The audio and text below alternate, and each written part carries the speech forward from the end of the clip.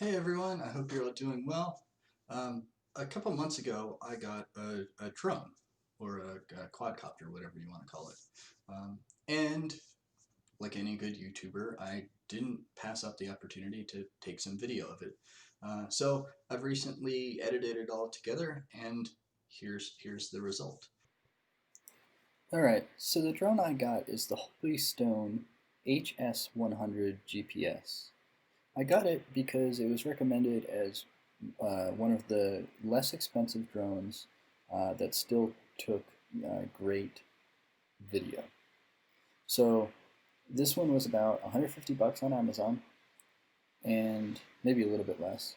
And it does have a camera, and as you'll see a little bit later, the video quality is quite good. So I'm really impressed at it. The assembly was pretty easy.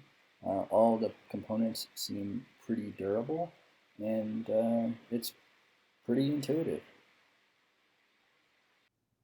So after unboxing your drone, before you take it for its first flight, you do need to keep a couple things in mind.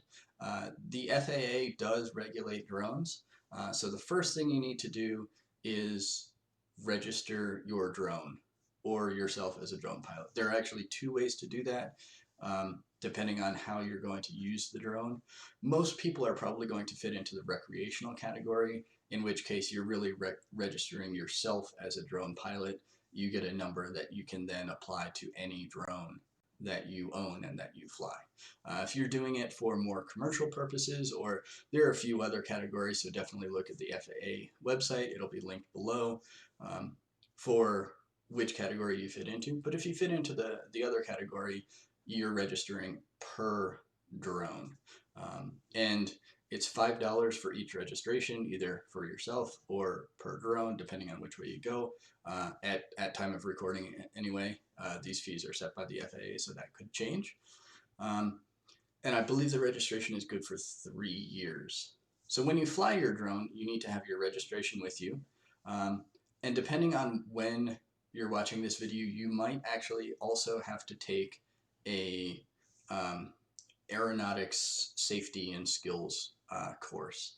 Um, at at one point in time, the legislation had a stipulation that it would be required, but it didn't actually go into effect until the course itself had been finalized.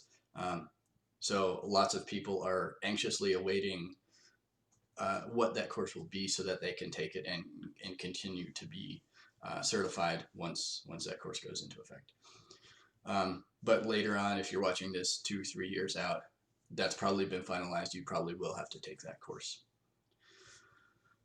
There are also a few other things that you need to keep in mind, but they're generally common sense. Things like don't fly near airports. There's actually different types of airspace that you can and can't fly in.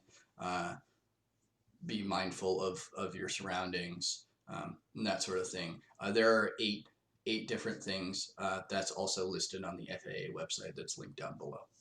So let's see how my first flight went.